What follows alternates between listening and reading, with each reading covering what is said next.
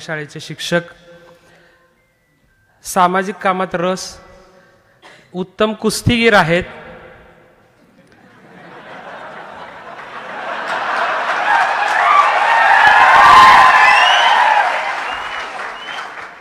माफी मागून बोलतो, काय काय पैलवान आखाड्यात गेल्याशिवाय कळत नाही.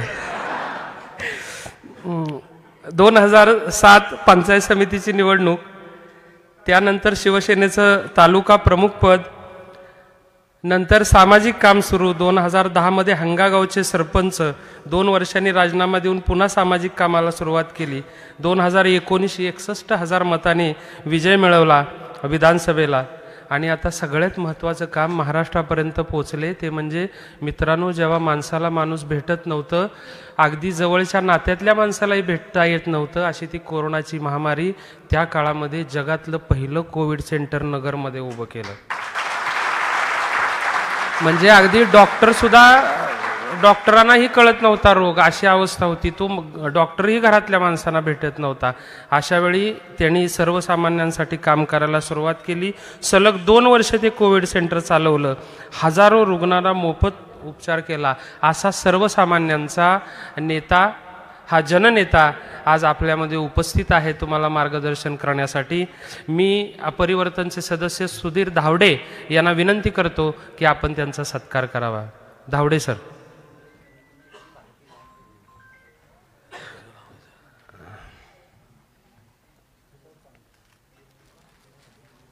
धावडे सर. ठीक आहे. अभिजित दादा. हां, आले आले आले.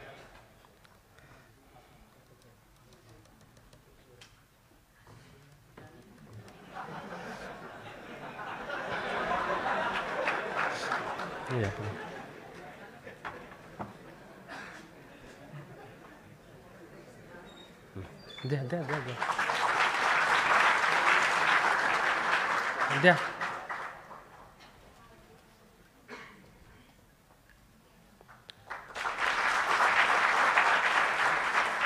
साहेब आपलं मनोगत व्यक्त करणार आहेत. तत्पूर्वी एक ध्वनी चित्रफित त्यांच्याविषयीची.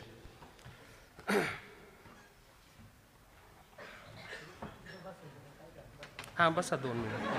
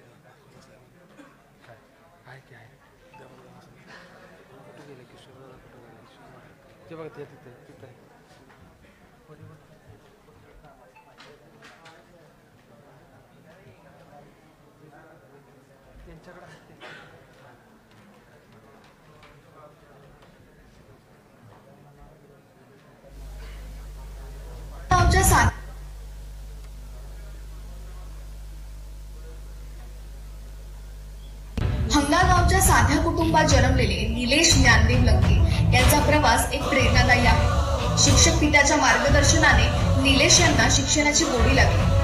लहानपणापासूनच कुस्तीची आवड असलेल्या निलेश यांनी अनेक ठिकाणी जाऊन कुस्ती खेळली.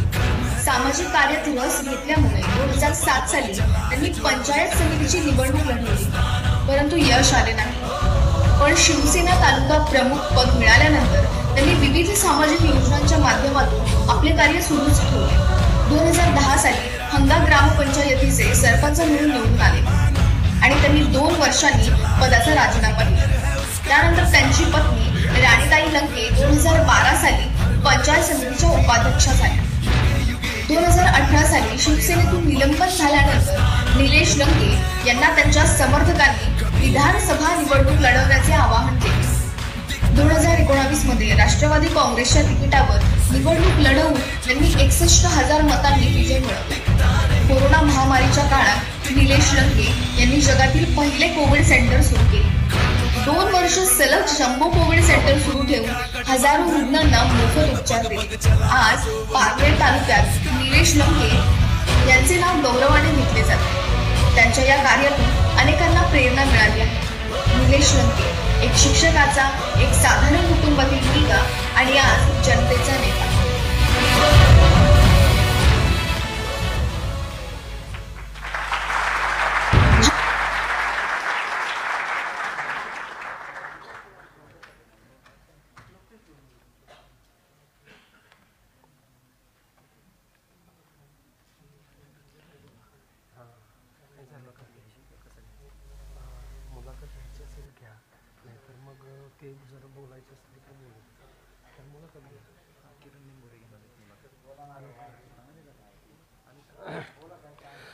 हॅलो, माननीय किरण निंबोरे यांना मी विनंती करतो की आपण व्यासपीठावर यायचं आहे.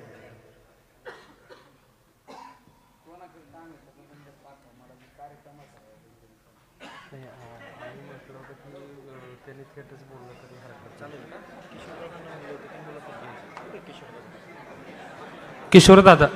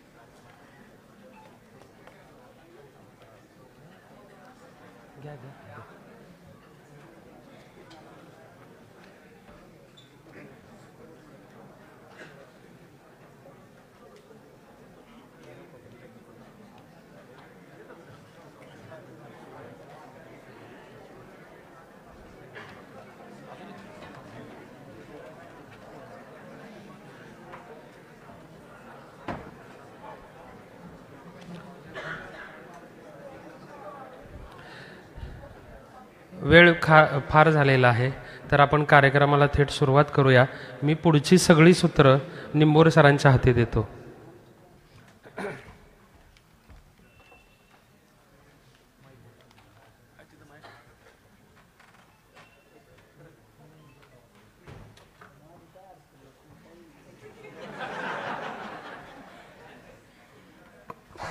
अडचण तुमची नाही, अडचण माझी झाली, कारण अचानक मला बोलवलंय. मी पण तुमच्याच मतदारसंघातला आहे.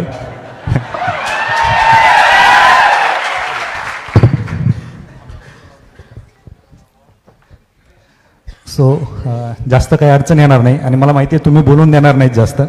तुमच्याविषयी परिचय तर पूर्ण झालायच, परंतु फक्त एक गोष्ट सांगावं वाटते की परिवर्तन ही जी काही संस्था आहे यांच्या प्रत्येक म्हणजे जे निळा शर्ट घातलेला आहे यांच्याकडे पाहताना त्यांच्यामध्ये तुम्ही दिसत होते. कारण जनरली आम्ही खासदार कसा पाहिलेला असतो, आमदार कसा पाहिलेला असतो, पांढरा कुर्ता, मागे लवाजमा आणि एंट्री. परंतु ज्यावेळेस तुम्ही पब्लिकमधून येत होतात त्यावेळेस कुठेतरी सर्वसामान्यातला खासदार, सर्वसामान्यातला मागचा आमदार आणि आम्ही तुम्हाला नेते म्हणतो. आपल्या मतदारसंघातले किंवा महाराष्ट्रातले लोक तुम्हाला नेते का म्हणतात ते आज तुमच्याकडे पाहून या माझ्या बांधवांना, भगिनींना समजलं असेल. निश्चित तुमचं मी पुन्हा एकदा स्वागत करतो. जसं सांगितलं गेलं तुम्हाला की कोविड सेंटर उभारलं गेलं, आपण आपल्या घरच्यांच्या शेजारी झोपत नव्हतो, घरच्यांना घरात घेत नव्हतो. त्यावेळेस नेते जे 1000 बेडचं जे सेंटर होतं त्या सेंटरमध्ये स्वतः रात्रंदिवस तिथं राहायचे, काहीच संबंध नव्हता. परंतु ते त्या ज्यांना कोविड झालाय त्यांची काळजी घेत होते, स्वतः त्या सेंटरमध्ये राहत होते, कुटुंबाचा विचार केला नाही, स्वतःचा विचार केला नाही, परंतु आपल्या कुटुंबाचा त्यांनी विचार केला. सगळ्या गोष्टी माहिती आहेत. तुमचे काही फोटोज फिरतात, कार्यकर्ते तुमच्या बेडवरती झोपलेला असतात, तुम्ही खाली झोपलेला असतात, तुम्ही खासदार झालात, तुमच्या मिरवणुका झाल्या, या सगळ्या यशापर्यंतचा प्रवास तुमचा सर्वांना माहिती आहे. परंतु या यशामागे काहीतरी कष्ट आहेत, मेहनत आहे, हे बऱ्याच लोकांना माहीत नाहीत. निलेश लंके कसे घडले? एक कार्यकर्ता ते नेता, तुम्हाला जी नेते ही उपाधी दिली, हे नेते कसे घडले हे आम्हाला ऐकायचं आहे. राजकारणात समाजकारात सगळ्यात महत्त्वाचं हे सगळ्यांसाठी सांगू इच्छितो, या जगात कुठलीच गोष्ट अशक्य नाही, पण ते कुठली ध्येय आपल्याला जर गाठायचं असेल तर त्यासाठी आपली प्रचंड इच्छाशक्ती लागते. आणि आपल्याकडे इच्छाशक्ती आणि एक टार्गेट लागतं माणसाच्या आयुष्यात. आता हे सगळे मुलं MPSC UPSCच्या अभ्यास करतात, सगळेच मुलं पास होतात का? पण ज्याच्याकडे ध्येय असतं ना तो मुलगा यश मिळवू शकतो. म्हणजे राजकारणातली माझी राज्यातली नाही, आजपर्यंत राज्यातली होती, पण येत्या 13 तारखेनंतर आणि 4 तारखेच्या निकालानंतर आपल्या नगर दक्षिण लोकसभा मतदारसंघाचा विजय हा देशासाठी, सर्वसामान्य कुटुंबातील मुलांसाठी हा निकाल प्रेरणादायी आहे. बरोबर.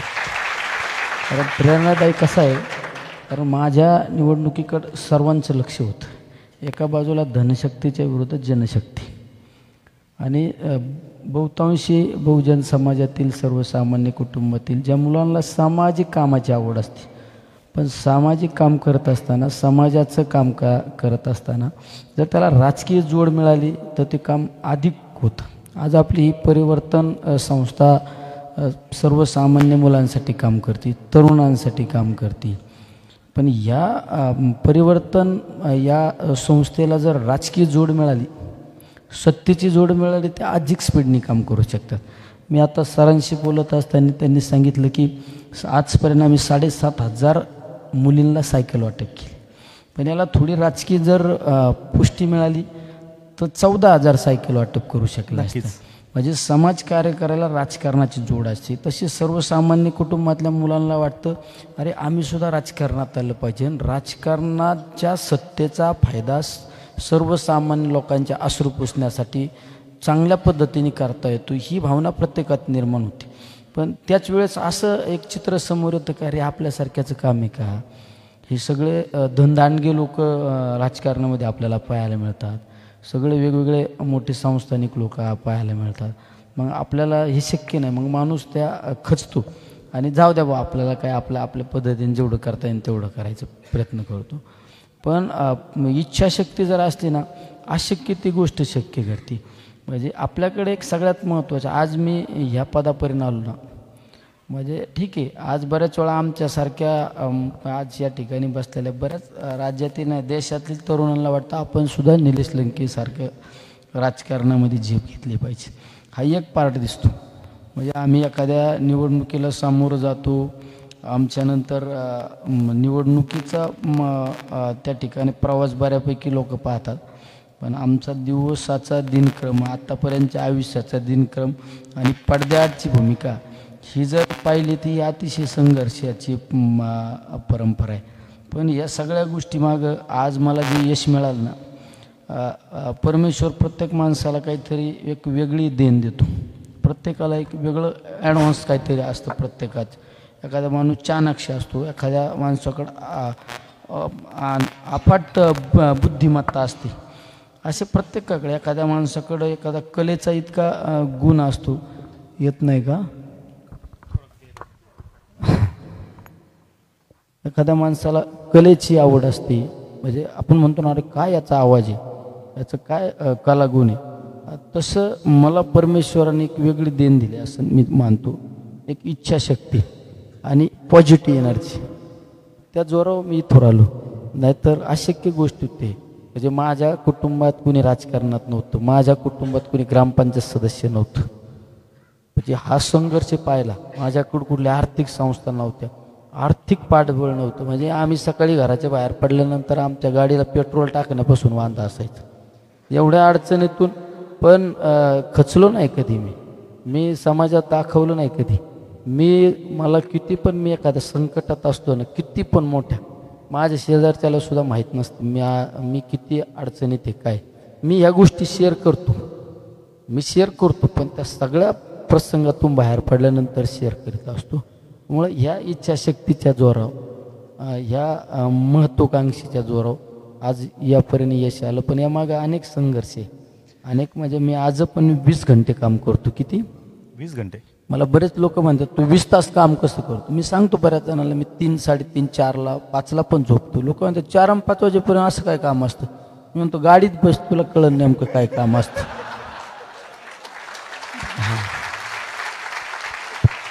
म्हणजे माझ्याकडं तर आज जो गाडी चालवायला असतो, आज जी गाडी असते आणि आज ज्या गाडीतले लोक असतात ना ती उद्या नसतात.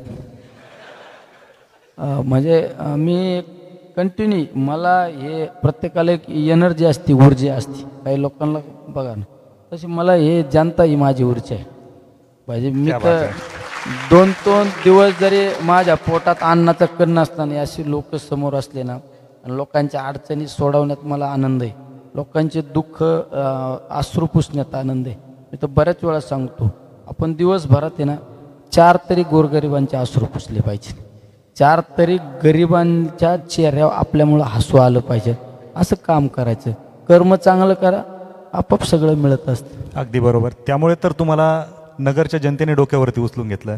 साहेब, ज्यावेळेस तुम्ही जनतेचा विचार करता, आपण प्रवासावर तर बोलतोय तर थोडंसं मागे जातो. ज्यावेळेस तुम्ही ITI केलं, तुम्ही जॉब शोधत होतात, आमदारांचं शिफारसपत्र तुम्हाला पाहिजे होतं, पण ते सुद्धा तुम्हाला मिळालं नाही. काय सांगाल? मी माझं 10वी 12वी नंतर मी ITI केली.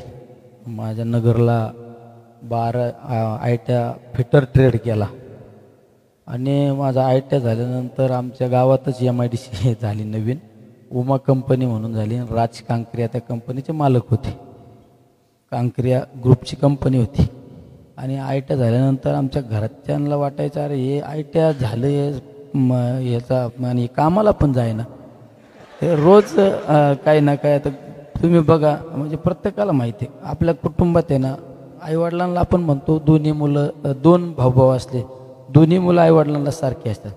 पण एक पोरगं आहे ना चांगल्या नोकरीला जॉबला असू द्या, कामाला सकाळचं कामाला जाणार, संध्याकाळी कामावून आल्यावर घरी येणार, त्याला आई सकाळ सकाळ डबा करून देणार, परत कामावून आल्यावर तू दमला का रे, हां आज जेवलं नाही काय भानगडे. आणि एक आहे ना गावात आहे ना, गावात चांगलं काम करू दे त्याने. एक दुसरं पोरग आहे ना गावात उठून आहे ना गावातलं मंदिरात साफसफाई करून द्या, गोरगरिबांच्या लोकांना मदत करू द्या, सगळं करून द्या, पण त्याला घरी आल्या विषय खावा लागत.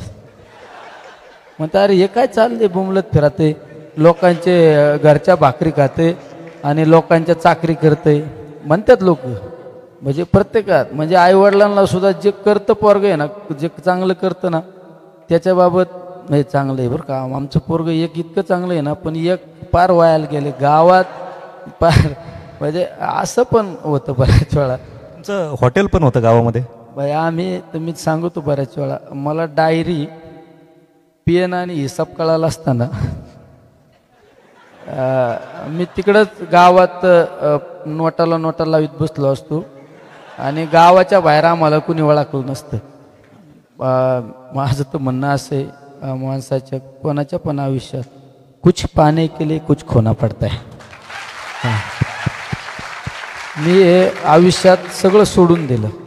मी कधी पैशावर प्रेम नाही केलं, मी फक्त माणसावर प्रेम केलं.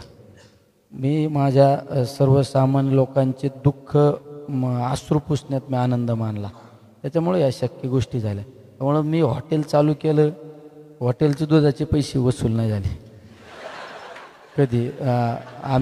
मी तर दिवसभर आपण लोक चहा प्यायला आणि एखादं बिल द्यायला लागला की मी म्हणा जाऊ दे नको देऊ राहून दे. त्याचं वाटोळं झालं. म्हणजे आमच्या आयुष्यात मी किराणा दुकानात होतो. आमचं किराणा दुकान आज पण आहे. आता आमचा भाऊ पाहत होता, आता आमचा ते तुम्ही पाहत नसताल, पुतण्या पाहत होतं दुकान, आता पाहत होतो. आमचं दुकान आज पण चालू आहे किराणा दुकान. मी किराणा दुकानावर असायचो ना, इतकी उधारी वाढायची ना, इतकी पैसे मागायला गेलो आणि तो जर म्हणला ना लय अडचणी, मी त्याला म्हणायचं अडचण आहे का मग परत घेऊन जा. म्हणजे दुकान बंद करायची वेळ आली, अशी अवस्था झाली. म्हणलं हे आपलं काय काम नाही. आपला पहिल्यापासून एक मला आवड सामाजिक कामाची, पण चला सगळ्यांच्या आशीर्वादाने झालं. मला आयुष्यात लोकांचा दुवा मिळाला म्हणून अशक्य गोष्ट आहे. इतके मोठ्यांच्या माझ्या सगळ्या निवडणुका प्रस्थापित त्यांच्या विरोधात झाल्या. आणि मी तर बऱ्याच वेळा मी देव नाही पाहिला, पण मी माणसात देव पाहिला म्हणून यापर्यंत सगळ्या गोष्टी झाल्या. आता राजकीय प्रवास एखाद्याचा ॲक्सिडेंटली होत असतो, एखादा माणूस आहे ना ॲक्सिडेंटली राजकारणाच्या प्रवास होत असतो, पण माझा टप्प्याटप्प्याचा प्रवास, संघर्ष आणि राजकारणामध्ये वेगवेगळ्या पद्धतीचे लोक असतात. एखादा माणूस जर सर्वसामान्य कुटुंबातला जर एखादा गरीब कुटुंबातलं एखादा राजकारणात जर चमकत असताना तर त्याला सगळ्यात जास्त विरोध असतो. म्हणजे मी तर इतक्या ठिकाणी खंत व्यक्त केली. माझ्याकडं आत्ताची करंट गोष्ट म्हणजे आमच्यासारख्या बहुजन समाजातील गरिबाच्या कुटुंबातलं एखाद्या शिक्षकाचं पोरगं आमदार झालं, खासदार झालं, हे सुद्धा लोकांना मान्य होत नाही. मी काल परवा आमच्या पाथर्डीला गेलो. आमच्या पाथर्डीला एका आमच्या धनगर समाजाचं गरीब कुटुंबातलं पोरगं PSI झालं. आमचे सगळे सर्वसामान्य गरीब धोतारवले लोक त्याच्या सत्काराला होते, पण एक सुद्धा इनवाला आणि टायबूट घालणार आमच्या त्या पोराच्या सत्काराला नव्हता. म्हणजे तसं मी आमदार झालो, मी खासदार झालो, माझा खासदारकीचा आमदारकीचा आनंद गोरगरिबांना झाला. हे म्हणजे मी आत्ता खासदार झालो, मी तर माझ्या अधिकाऱ्यांशी कधी कधी वाद होतो. मी खासदार झालो, एक अधिकारीसुद्धा आम्हाला भेटायला आला नाही. मी त्यांना सांगतो माझ्याऐवजी दुसरा समोरचा खासदार झाला असं दुसऱ्या दिवशी 6 वाजता लाईनीत हारबुके घेऊन गेले असते. त्यामुळं हे मोठे लोकांचं, आता कुणी मोठा असेल तर वाईट वाटेल, तुम्हाला एक सांगू कसं आहे, तुम्ही गरिबांसाठी करा, आपल्या ज्या दिवशी वाईट काळी ना हे गरीब लोक आपल्यासाठी मदत करतात.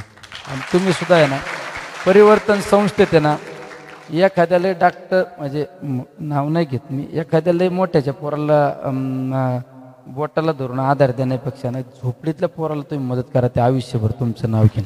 क्या बात आहे. मी सुद्धा आज आमच्याकडे सुद्धा आमच्या प्रतिष्ठानच्या माध्यमातून अनेक मुलांना मदत करण्याचं काम करत असतो. त्यामुळं सर्वसामान्य लोकांना अनेक अडचणी असतात, पण काम करीत राहायचं.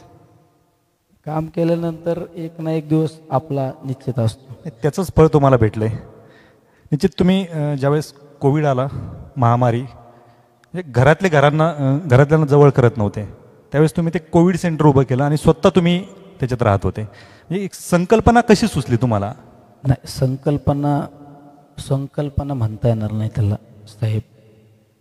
कुणी असो, तुम्ही एखाद्या कुटुंबाचे कुटुंब प्रमुख असता, कुटुंब प्रमुख, आणि तुमच्या कुटुंबातलं जर एखादा आजारी पडला, काही अडचण आल्यानंतर तुम्ही धावून जाणं ही संकल्पना नसते, हे कर्तव्य असतं.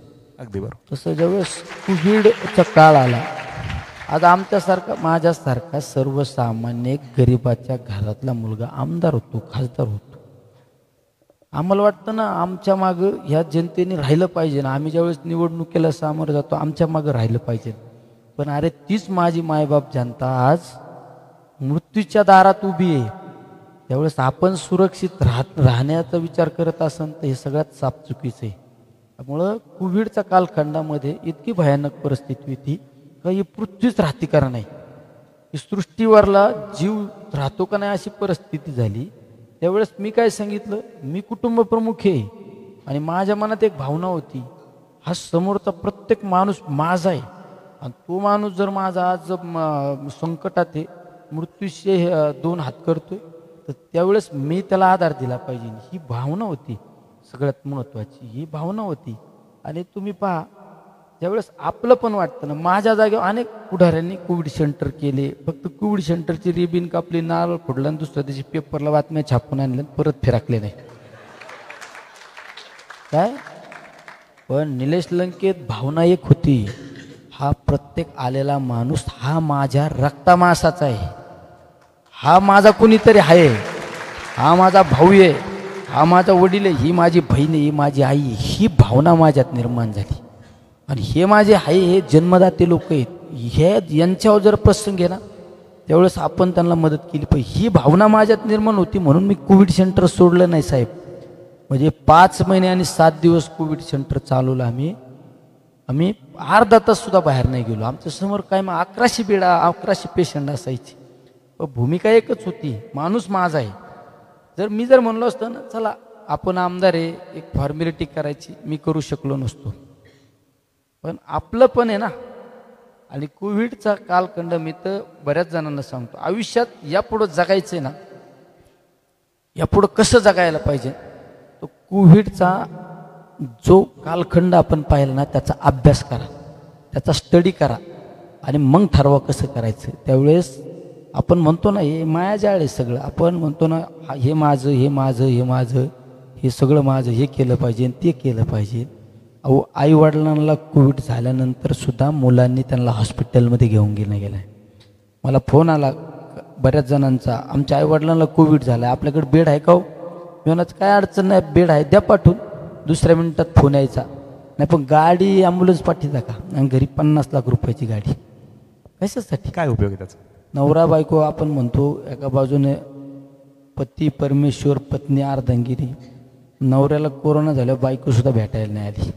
हा कालखंड आम्ही पाहिला. हे सगळं ठीक आहे, ह्या गोष्टी परंपरा आहे, हे चालत आलेलं आहे, हे चालत ही अखंडित परंपरा आहे, चालणार आहे. पण त्यावेळेस रक्तामासाची लोक सुद्धा आपल्या जवळ नाही आले कोरोना झाल्यानंतर. म्हणजे जर तुम्ही आणि मी आपण एका कुटुंबात राहतो आणि आपण एकाच शेजारी ताटाला ताट लावून जेवतोय आपण, आणि जर त्याच वेळेस तुम्हाला हॉस्पिटलमधून फोन आला ना तुमची कोविडची टेस्ट पॉझिटिव्ह आली, 1 मिनिटात घरातले लोक म्हणायचे बाजूला बस, त्याला बाहेर बसायला. खरंय, ही परिस्थिती होती. त्या परिस्थितीत मी ज्यावेळेस कोविड सेंटर 14 एप्रिलला कोविड सेंटर चालू केलं, मी 11 एप्रिलला वैष्णोदेवीला होतो. आमच्या आशिक घुले माझ्याबरोबर होती. 11 एप्रिलला आम्ही वैष्णोदेवीचं दर्शन करून आलो. जम्मूला आलो मुक्कामी. सकाळी मला विमान होतं. रात्री 10-10:30 वाजता मला एक जणांनी आमच्या नगरच्या नगरच्या अमरधाममधला फोटो दाखवला. 42 डेड बॉड्या एका लाईनमध्ये जळत होत्या. त्याचा सगळ्यातला मोठा आकडा होता त्या दिवशी. 42 डेड बॉड्या जळत असताचा मी व्हिडिओ पाहिला. मी अक्षरशः व्हिडिओ पाहिल्यानंतर मी रात्रभर बसून राहिलो. माझ्या आजूबाजूचे म्हणायचे अरे काय पण झोप आहे नाही का. मी माझं दुःख सांगू शकत नव्हतं त्यांना, पण मला वेदना होत्या. मला असं वाटत होतं मी कधी हनुमानासारखी उडी मारून माझ्या लोकात जाईन आणि माझ्या लोकांना मी काहीतरी माझ्या लोकांसाठी करीन. हे रात्रभर विचार केला. सकाळी उठल्यानंतर आंघोळसुद्धा नाही केली. एअरपोर्टला गेलो आम्ही, बसलो, मुंबईमध्ये उतरलो. मी तिथंच लगेच फोन केले, लगेच आपल्याला अशा ठिकाणी मिटिंग करायची ना आपल्याला कोविड सेंटर सुरू करायचं. 14 एप्रिलला डॉक्टर बाबासाहेब आंबेडकरांच्या जयंतीच्या दिवशी आदरणीय शरदचंद्रजी पवार आरोग्य मंदिर चालू केलं. मी सकाळी उठल्यानंतर मी उठल्यानंतर घराच्या बाहेर पडायच्या आधी मी देवदर्शन केल्याशिवाय मी बाहेर पडत नाही. माझ्याकडे माझ्या प्रत्येक ऑफिसमध्ये वैष्णोदेवीचा फोटो असतो. मी वैष्णोदेवीच्या फोटोचं दर्शन घेतलं आणि अक्षरशः देवीला सांगितलं की हा माझा देह मी तुला अर्पण करतो आणि मी आज माझ्या लोकांना सुरक्षित ठेवण्यासाठी चाललो. आणि बाहेर पडल्यानंतर आम्ही कशाचीच पर्वा नाही केली. मी मास्क नाही लावलं, काय नाही लावलं, कारण मला माहीत होतं आपण गाडून घेतलं तर माझ्याबरोबर 100 लोक काम करणार आहे. तर मी जर घाबरलो असतो, मी जर म्हणलो असतो मला मास्क द्या, डबल मास्क द्या, मला पीपी किट द्या, माझ्याबरोबर कुणी रिस्क घेतली नसती ना. त्यामुळं मी हे सगळं झुगारलं आणि मी आत घुसलो डायरेक्ट. मला माझ्याबरोबरचे सहकारी म्हणायचे तू जर आत कोविड सेंटरमध्ये गेला तर आम्ही तुझ्या संग बोलणार नाही, तू मास्क नाही लावलं तर हे नाही करणार. पण मी काम करीत राहतो. पण काम करीत राहत असताना मला एक कंटिन्यू माझ्या मनात कायम एक असं शंकेची पाल चुकायची. एक कायम अशी मनात एक कुठंतरी भीती असायची. ती कुठली भीती? अरे माझ्याबरोबर माझे सहकारी काम करतात, उद्या त्यांना एखाद्याला जर कोविड झाला आणि त्याचं जर बरं वाईट झालं तर हे दुःख मी आयुष्यभर विसरू शकत नाही. हे मला कायम दुःख असायचं. पण दुसरी मला वाटायचं उद्या मी माझी चिंता नाही केली, आपलं जाऊ द्या, आपलं काय व्हायचं ते होऊ द्या, आपलं बरं वाईट झालं ना माती आड होईन, पण मी माझ्या लोकांचं दुःख मी पाहू शकत नाही. आम्ही काम करीत राहिलो कंटिन्यू. आज आपण 33,000 लोकांना उपचार दिला. मला जरी विचारलं ना कोणी लोकांनी कसे नीट झाले, मी म्हणतो कसे झाले मला माहीत नाही, पण झाले. म्हणजे आम्ही सगळ्यात महत्त्वाचं, मी कोविडमध्ये अभ्यास केला ना, मी कोविड एकदम जवळून पाहिला आणि कोविडचा माझ्या इतका स्टडी कोणी नसेल केला. इथं असं डॉक्टर असते, कोणी वेगवेगळे वैज्ञानिक असते लोक. मी सगळ्या त्यांना कोविडचा अभ्यास केल्यानंतर मला एक जाणवलं लोकांचा मृत्यू कशामुळे होतो, भीतीपोटी. मी ज्यावेळेस लॉकडाऊन झालं लॉकडाऊनपासून आम्ही काम केलं मी काय करायचो पहिल्यांदा पेशंट आल्यानंतर त्याला भीती घालवण्याचं काम केलं. काय मी पहिला आमच्या कोविड सेंटरचा डॉक्टर पहिला मीच असायचो. माझ्या खिशात ऑक्सिमीटर असायचा. आमचे सहकारी आहेत त्यांना विचारू, ऑक्सिमीटर खिशातच मी पहिलं पेशंट तपासायचो. मी कित्येक लोकांना प्रूव्ह करून दिलं. त्याचं जर 72 ऑक्सिजन लेवल असायचे ना, मला माहीत असायचं त्याला एखाद्याची पॉझिटिव्ह टेस्ट आल्यानंतर तो आधी खाजगी हॉस्पिटलमध्ये जाण्याचा प्रयत्न करायचा. खाजगी हॉस्पिटलमध्ये डॉक्टरला सांगायचे का बेड नाही, तो अजून घाबरलेला असायचा. घाबरल्यानंतर त्याला शेवटचा पर्याय काय, चला व निलेश लंकेच्या कोविड सेंटरला, तिथं काहीतरी शेवटचा पर्याय. मग माझ्याकडे आल्यानंतर मला माहीत असायचं. आणि त्याची टेस्ट, ज्याची टेस्ट पॉझिटिव्ह येते ना, रक्तमासाचे माणसं जर त्याला लांबून तिकडं बस हे करत ते करायला माणूस खचून जायचा. मग त्यावेळेस मी काय करायचं, त्याचं ऑक्सिजन मीटर चेक करायचो. त्याचा समज 72 भरला. आता मी आमच्या बाकीच्या सहकार्यांना म्हणायचो, बघा किती भरला रे, त्यानाचे 72. मग मी म्हणायचो, जेवला का रे तू? मला माहीत असायचं जेवलं नाही. त्यांना नाही जेवलं. जेवायचं का? नाही, भूकच नाही. चल पहिलं जेवण कर, नाही तर मग तुला ॲडमिट नाही करणार. तेव्हा नको नको. मग मी त्याच्या गळ्यात हात घालायचो, मिठी मारायचं, घाबरू नको, मी आहे तुझ्याबरोबर. त्याला थोडा आधारायचा. त्याच्या पाठीत थाप मारायचो, घाबरू नको, मी आहे तुझ्याबरोबर, चल. त्याला जेवायला बसवलं का, जेव घालायचं. मी तिथंच थांबवून त्याला जेव घातलं का, मग मी काय करायचं, जेव घातल्यावर जरा फ्रूट आण रे. आमचं स्टॉल असायचं लय मोठं स्टॉल. त्याला फ्रूट दिलं का, मग फ्रूट दिल्यावर काय करायचं, मग परत ज्यूसचं मशीन होतं आमच्याकडे. ज्यूस अर्धा ग्लास ज्यूस द्यायचो. जर आधी ज्यूस आणि फळं दिलं तर तू जेवू शकत नाही ना, टप्प्याटप्प्याने बरोबर त्याला द्यायचं. बरोबर आहे ना. आधी जर ज्यूस दिला तर तो जेवलाच नसता, आधी फ्रूट दिलं तर काहीच नसतं. मग बरोबर जेवण, फ्रूट आणि ज्यूस. परत उठला का परत त्याला एकदम गळ्यात घ्यायचो, चल रे घाबरू नको. हां काय रे ते, त्याला लगेच ऑक्सिमीटर काढायचो, चेक करायचो. बाकीच्या बघा रे 72चं 82 भरायचं आहे, किती 5च मिनिटात त्याच्या मनातली भीती जायची. आपण तसं सुद्धा आहे ना, कोविड सेंटरमध्ये आम्ही कंटिन्यू असायचो ना. आम्ही तिथं सांस्कृतिक कार्यक्रम ठेवले. आम्ही योगा, सकाळी योगा असायचा, योगा, सांस्कृतिक कार्यक्रम, भजन, कीर्तन सगळं आम्ही तिथं सप्ताह केला. म्हणजे लोकांच्या मनातून आम्ही ना नेहमी ना भीती घालवत राहिलो. आम्ही हे नवीन नंतर तंत्रज्ञानाने सांगितलं रेमडिसिव्हिर कोविडवर औषधच नाही. आम्ही आमच्या पेशंटला रेमडिसिव्हिर नाही वापरलं.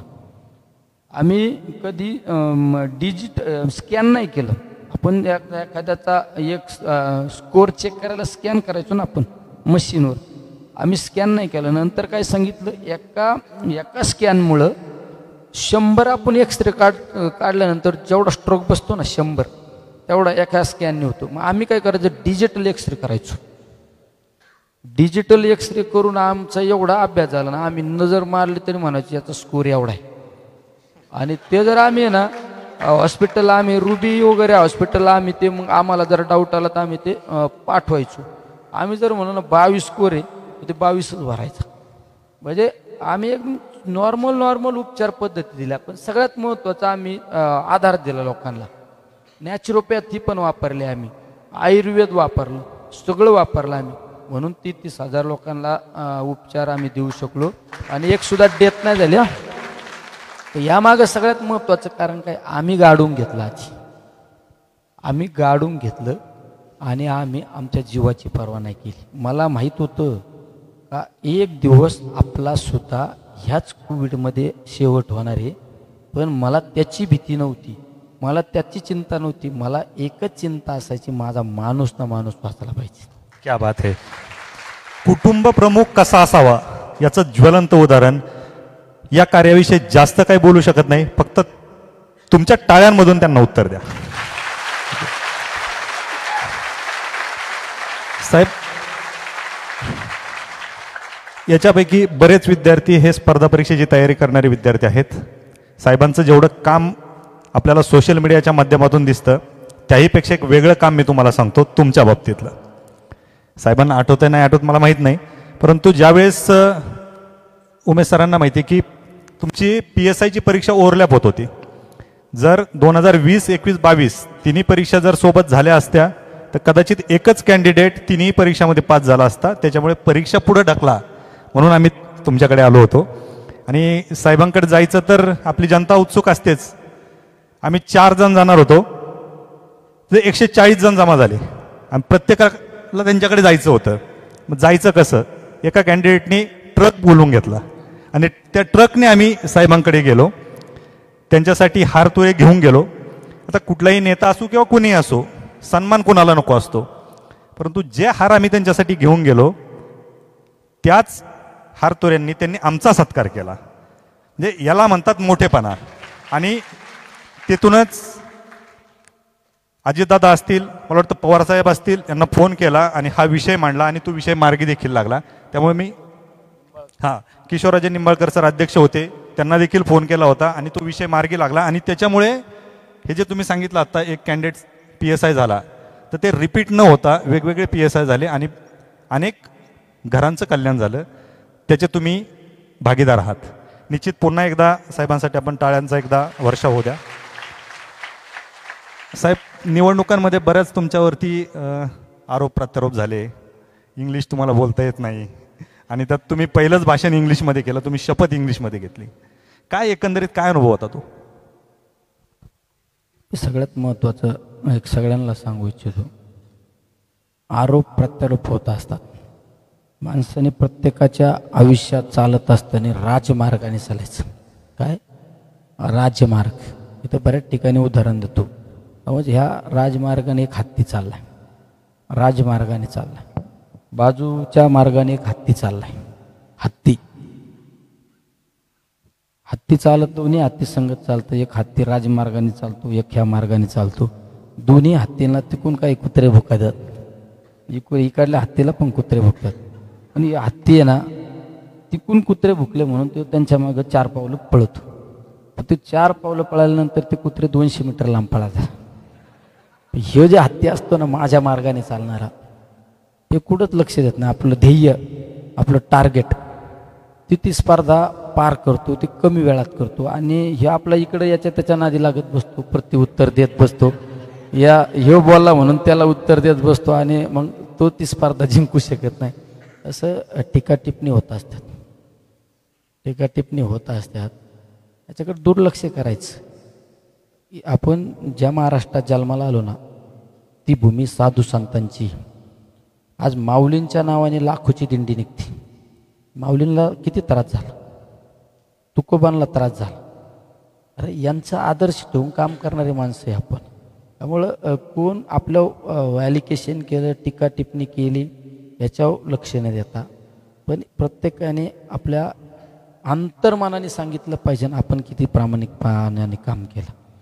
आपण नाही का एखाद्या वेळेस एखाद्या गोष्ट सांगतो, करतो, काम करतो, आपलं अंतर्मन सांगता रे आपण चुकीचं केलं. आपल्या अंतर्मनाने सुद्धा सांगितलं पाहिजे नाही चांगलं काम केलं. असं आपण चांगलं काम करीत राहायचं. या टीका टिप्पणीकडे लक्ष नाही द्यायचं. माझ्यावर निवडणुकीत अनेक आरोप झाले, अनेक प्रत्यारोप झाले, अनेक झाले. मी कधी मी लय असा ट्रॅक सोडून कधी मी हे नाही केलं, कोणावर टीका टिप्पणी नाही केली. एखादा समोरचा माणूस कधी मोठा होतो. निलेश लंके लोकसभेचा उमेदवार कसा झाला तुम्हाला एक सांगू का? माझ्या पक्षाने मला उमेदवारी दिली, जनतेने मला डोक्यावर घेतलं, हे नंतर घेतलं. मी ज्यांच्या विरोधात उभं राहिलो ना त्यांनीच मला उमेदवार डिक्लेअर केलं. कसं डिक्लेअर केलं? ते सकाळी उठले का माझ्यावर टीका करायची. म्हणजे सगळेच लोकांना वाटतं अरे याच्यावर टीका करतात याचा अर्थ याला घाबरतात. आणि हे आमच्या पवार साहेबांनी शोधलं आणि पवार साहेबांनी मला लोकसभा लढायला होती. तुम्ही आहे ना समज आता एखादी साधं पोरगी मी आता ठीक आहे मी आमदार नाही खासदार नाही म्हणायला, पण मी जर एखाद्याबद्दल सकाळपासून 10 वेळा जर बोलत राहिलो लोकांना ह्यो याच्यावर का बोलतो याचा अर्थ याला स्पर्धक समजतो. हेच आहे, याच्यातून मी उमेदवार झालो. मला तर लोक म्हणतात तुला कुणी तुझं प्रचारक कोण. आता इथं नाही बोलायला पाहिजे नाही आपल्या पण स्टेजवर, पण यांना पण सांगितलं पाहिजे यांनी आयुष्यात कसं राहायला पाहिजे. या माझे मेन प्रचारक कोणी विचारलं मी म्हणायचे ते दोघं माझे प्रचारक आहेत.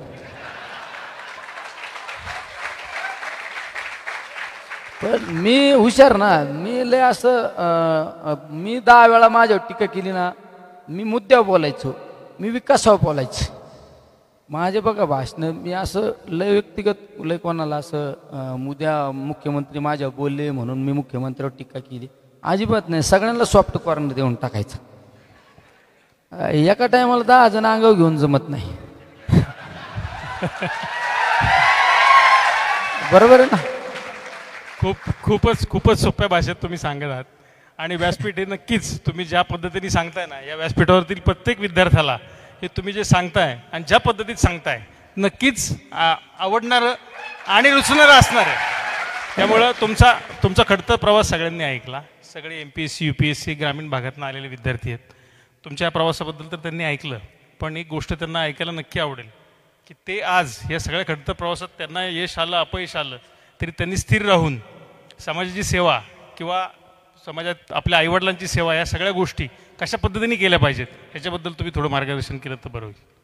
मला एक सगळ्यांना आता तुम्ही योग्य मुद्द्यावर म्हणजे विचारलं. मला प्रत्येकाला एक सांगतो, तुम्ही सगळे आपण सर्वसामान्य कुटुंबातले, प्रत्येकाला वाटतं की आपला मुलगा एक आदर्श घडला पाहिजे आणि आपल्या आईवडिलांचे स्वप्न असतात. आपण बऱ्याच वेळा सांगितलं जातं आपल्याला की पुनरुपी जन्म पुनरुपी मरण. म्हणजे मी तरी ह्या गोष्टीच्या विरोधातला आहे. माणसाच्या आयुष्यात एकदाच जन्म आहे. त्या जन्मात आल्यानंतर आपल्या आईवडिलांना, आपल्या गावाला, आपल्या परिवाराला अभिमान वाटणं असं काम केलं पाहिजे. आणि तुमचं हे वय आहे करिअर करायचं. माणसाच्या आयुष्यात काय लय 25 वर्षे करिअर करायचं वय नसतं, 20 वर्ष करिअर करायचं वय. शालेय जीवनात आहे ना एक 3-4 वर्ष करिअर करण्याचं वय असतं. पण त्या करिअर करण्याच्या वयातच आपण कधी कधी दुर्लक्ष करतो आणि आपलं अख्खं पुढील आयुष्य कष्टात घालतो. आपलं आयुष्य कष्टात नसतं, आपलं आयुष्य नाही घालीत, आपलं परिवार कष्टात जातं, पुढलं पण पिढी आपली कष्टात जाते. आपल्या एका माणसाच्या कर्तृत्वामुळं, एखाद्या कुटुंबातल्या एखाद्याच्या कर्तृत्वामुळं 2 पिढ्या यशस्वी होतात, 2 पिढ्या यशस्वी होतात. हे आयुष्य तुम्ही आत्ता कष्ट करा, तुमचं अख्खं आयुष्य आनंदात जाणार आहे पुढलं. सगळ्यांना खरं माझी तुम्हाला हात जोडून विनंती, हे तुमचं वय आहे. माणसाच्या आयुष्यात आल्यानंतर ठीक आहे सगळ्या गोष्टीला आपल्याला सामोरं जावं लागतं, पण आत्ता तुम्ही आहे ना, तुमच्यासमोर MPSC आहे ना, MPSC UPSC आहे ना, तुम्ही या जगाकडे लक्ष देऊ नका. या देशात काय चाललं, जगात काय चाललं, महाराष्ट्रात काय चाललं याच्याकडे काही लक्ष देऊ नका. निलेश लंके काय करतो याच्याकडे लक्ष. एकच ध्येय, मी ह्या परीक्षेत आहे ना मी क्लास 1 अधिकारीच होणार, मी UPSC पासच करणार. याचं मी एकमेव उदाहरण आहे. मी माझा राजकीय प्रवास मी समोर मांडला बऱ्याच जणांचे. मी 2010ला सरपंच होते का गावचा, काय सरपंच 2010. 12ला मी पंचायत समितीत गेलो, 14ला मी उपसभापती झालो, 17ला मी जिल्हा परिषदमध्ये गेलो, 19ला आमदार झालो. किती वर्षाचा काळ झाला? 9 वर्षात मी विधानसभेत गेलो. पण मी टार्गेट, मी डायव्हर्ट नाही झालो, मी डिस्टर्ब नाही झालो, मी दुसरीकडे लक्षच नाही दिलं. एकच ध्येय, एकच लोकांची सेवा. राजकारणामध्ये पुढं जायचं, समाजकार्याची ताकद घेऊन पुढं जायचं. मग समाजकार्य रात्रंदिवस लोकांची सेवा करीत राहिलो. मी 19ला आमदार झालो. 9 वर्षात एवढा स्पीड कोणाचाच नसेल. मला 4-4.5 वर्ष आमदारकीमुळं तो गॅप दिसतो, पण मी परत मग 24ला खासदार झालो ना. हे कशामुळं? मी एकदम एक ध्येय, एका दिशेने मी लक्ष दिलं. मी डायव्हर्ट नाही झालो. मी माझ्या आयुष्यात आहे ना, हे पटणार नाही कोणाला, मी कधी गोव्याला गेलो नाही, मी कधी महाबळेश्वरला गेलो नाही, मी 1 मिनिट सुद्धा व्हायला नाही घालीत. म्हणजे आमचं कायम आमच्या डोक्यात एकच असतं, समाजाची सेवा कशी करता येईल, लोकांचे कामं कसे करता येईल, एक सामाजिक कामात. तसं तुम्ही ना डायव्हर्ट नका हो. तुम्ही डायव्हर्ट होऊ नका. कोणाच्या मित्राच्या लग्नाला जाऊ नका, कोणाच्या बड्डे करू नका, कोणाच्या नातेवाईकाच्या लग्नाला जाऊन 4 दिवस वयाला वेळ घालू नका. आणि कधी या व्हॉट्सअप फेसबुकवर मित्राला हाय नका करून, बाय नका करू. तुम्ही एकदा आहे ना यशस्वी झाले ना, हाय करणारे बाय करणारे मित्र तुमच्याकडं बुके घेऊन स्वागताला येतील. आणि आपल्यावर जर वाईट काळ आला ना मित्रांनो, आपल्यावर जर प्रसंग आला ना, कुणी नसता. तुम्ही चांगले अधिकारी व्हा, तुमचा नातेवाईकाचा अख्खा गोतावळा तुमच्या स्वागताला तयार राहील. पण तुमचं बरं वाईट होऊ द्या, राखता मासाच्या जवळचे नातेवाईक सुद्धा मोबाईल बंद करून ठेवतात. नाही, मी नाही ओळखीत, आमचे जरा होते संबंध, आमचे आहेत नातेसंबंध, पण आमचं सध्या डिस्प्यूट झालेली. हे वय तुमचं आयुष्य तुमचं सक्सेस होणार आहे, तुमचं कुटुंब सक्सेस होणार आहे पुढलं पण. त्यामुळे तुम्ही ना वर्षभर ना एक ध्येय ठेवून आहे ना, भिंतीच्या बाहेरच पडू नका. काय लोकांचे तुम्ही नंतर आहे ना, नंतर तुम्ही बाकी कार्यक्रमात इन्व्हॉल्व व्हा, तुम्हाला सगळ्या समाजात मान मिळेल, प्रतिष्ठा मिळेल. आज काय तुम्ही 4 लोकांच्या मागे फिरता, तुमच्या या अभ्यासातला वेळ 4 लोकांच्या मागे फिरण्यात घालण्यापेक्षा ना, तुम्ही तुमचं करिअर ध्येय साधून पुढे जा. हे 4 लोक तुमच्या मागे फिरत्या. नक्कीच. वेळ खरं मित्रांनो, आयुष्यात वेळ वायाला ना घालू. वेळ हे सगळ्यात महत्वाचे. इंग्रजीत नाही का म्हणतात, टाइम इज द मनी. क्या बात आहे. आयुष्यात म्हणजे मी त्याचं एकमेव उदाहरण आहे. तुमचा आजचा हा खरं तर सल्ला आहे, हा खऱ्या अर्थाने या युवकांमध्ये परिवर्तन घडवून आणेल. आजच्या या पाहिजे 100% घडेल. आजच्या या परिवर्तन युवा परिषदेमध्ये हा अगदी मोलाचा सल्ला होता. एक आमच्याकडे साहेब, मी का सल्ला देतो, मी प्रामाणिक, मी राजकीय भाष्य नाही करीत त्यांच्या समोर. अरे माझ्याच घरातले पोरं आहेत, माझेच आहेत, कुणीतरी माझ्याच आहे. आपलं कुठंतरी ऋणानुबंध आहे म्हणून मी तुमच्या समोर बोलायला आलोय ना. बरोबर. हे कुठंतरी आपलं ठरलेलं होतं, हे संचित होतं, आपलं विधिलिखित होतं. मी तुमच्या समोर येणार, तुम्ही माझ्या समोर डोळे घालून आपण बोलणार, म्हणून मी एवढा अधिकारवाणीने बोलतो. करिअर करा आयुष्यात, लय उंच भरारी घेणार आहे आपण सगळे पुढं. हे जग लय मोठं आहे, त्यासाठी ठराविक वेळ तुम्ही 10 वर्षांनी जागे झाले ना, मला अधिकारी व्हायचं होत नसतं. आज ठीक आहे, मी आता मला कधी आम्हाला सुद्धा वाटतं, अरे आपण ज्यावेळेस शाळेत जात होतो त्यावेळेस आपण लक्ष घातलं असतं. आज ठीक आहे, मला त्या गोष्टीत आम्हाला रस नव्हता, पण मी तर बऱ्याच ठिकाणी सांगतो, कुठल्या क्षेत्रात काम करा पण त्या क्षेत्रातलं छत्रपती शिवराय झालं पाहिजे. आणि शिक्षण हे वाघिणीचं दूध आहे. शिक्षण हे वाघिणीचं दूध आहे. आम्हाला सुद्धा आज मी संसदेत गेल्यानंतर कधी समोर जर इंग्लिशमध्ये जर पुढल्या लोकांनी काही टॉकिंग केली तर आम्हाला पण थोडं आम्हाला पण आज आमची वेळ निघून गेली ना. आम्ही त्यावेळेस ज्यावेळेस आमचं शिक्षण चालू होतं त्यावेळेस आम्ही अजून थोडा भर दिला असता, अजून पुढे गेलो असतो ना. पण आता त्याच्यात आता त्या गोष्टीचा विचार करण्याची वेळ राहिलेली का नाही. यांच्याकडे ती वेळ आहे ना, यांच्याकडे वेळ आहे ती. मी मगाशी सांगितलं 2 भाऊ असले ते एक भाऊ काही करीत नसतात. आई वडिलांकडून तुम्ही अनुभवता असताना रे बाळांनो. तुम्हाला घरी आपल्याला ठीक आहे, सगळ्यांचेच घरचे लय पॉकेट मनी लगेच महिन्याला पाठवतात असं नाही. आपले आई वडील कशा पद्धतीने आपल्याला ठीक आहे, इथं बसलेल्यापैकी 10 लोकांच्या घरचे परिस्थिती सक्षम असतील, पण आपल्या 9% लोकांच्या घरच्या लोकांची काय परिस्थिती आपण पहा. आपल्या आईवडिलांनी आपल्याला कसं मोठं केलं. अरे आपल्या आईवडिलांना अभिमान वाटला पाहिजे. आपल्या बापाच्या नावामुळे आपली ओळख निर्माण नाही झाली पाहिजे, आपल्या नावामुळे आपल्या आईवडिलांची ओळख निर्माण झाली पाहिजे. असं काम करून दाखवा. एवढ्या तळमळीने तुम्हाला कोणीच सल्ला देणार नाही, ही गोष्ट लक्षात ठेवा. साहेब, आजचं हे सेशन आहे, आपण शेवटाकडे येतोय. एक शेवटचा प्रश्न. सकाळी ज्यावेळेस सेशन सुरू झालं, माननीय पुनीतदादा बालन यांना एक प्रश्न विचारला गेला की राजकारणात जाणार का, आणि त्यांचं उत्तर आलं नाही. आणि ज्यावेळेस ते नाही बोलले त्यावेळेस आत्ता जशा टाळ्या वाजत होत्या तशा टाळ्या खाली वाजल्या. एवढी नकारात्मक का, म्हणजे का एवढी निगेटिव्हिटी का राजकारणाविषयी? राजकारण याबाबत दोन्ही पण बाजूने आपण अँगलने पाहतो. एका बाजूचं राजकारण पाहतो, गलिच्छ पद्धतीने पण राजकारण चालू आहे. पण दुसऱ्या बाजूने आपण राजकारणाकडे पाहिलं तर राजकारणाच्या माध्यमातून अनेक बदल घडवता येतात.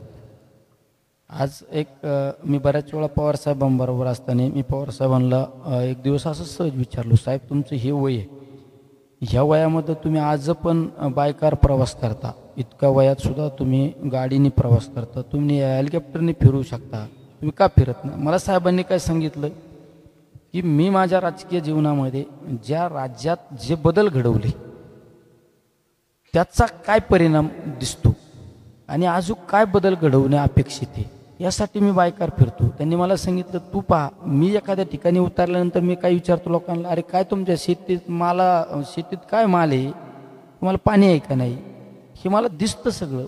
बदल काय अपेक्षित.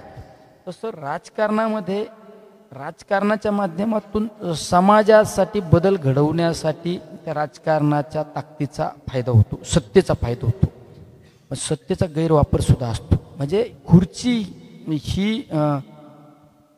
खुर्ची काटेरी पण आहे, पण त्या खुर्चीवर बसल्यानंतर आपल्याला भान पाहिजे. आज आमच्यासारख्याचा एखादा फोन एखाद्याचं आयुष्य घडू शकतो. काय माझ्यासारख्या माणसाचं तुमच्यासारख्याने आम्हाला सत्य बसवलं ना, आमच्यासारख्याचा एखाद्या फोनचा ताकदीचा फायदा एखाद्याचं आयुष्य घडू शकतं. आणि हाच फोन आमच्या बुद्धीत एखाद्याबद्दल द्वेष निर्माण झाला, हाच फोन आम्ही एखाद्याचं आयुष्य सुद्धा बरबाद करू शकतो. त्यामुळं एका दृष्टीने सत्ताचा म्हणजे आपण ठरवायचं, सत्तेत जाऊन सत्कार्य करायचं का दुर्कार्य करायचं, म्हणजे लोकांच्या चुकीच्या पद्धतीने वागायचं. त्यामुळं राजकारण चांगलं पण आहे आणि राजकारणात कधी कधी चुकीच्या पण गोष्टी घडल्या जातात, पण आपण त्यातून काय घ्यायचं हे सगळ्यात मी तर बऱ्याच ठिकाणी सांगतो साहेब, आपण अधिकारी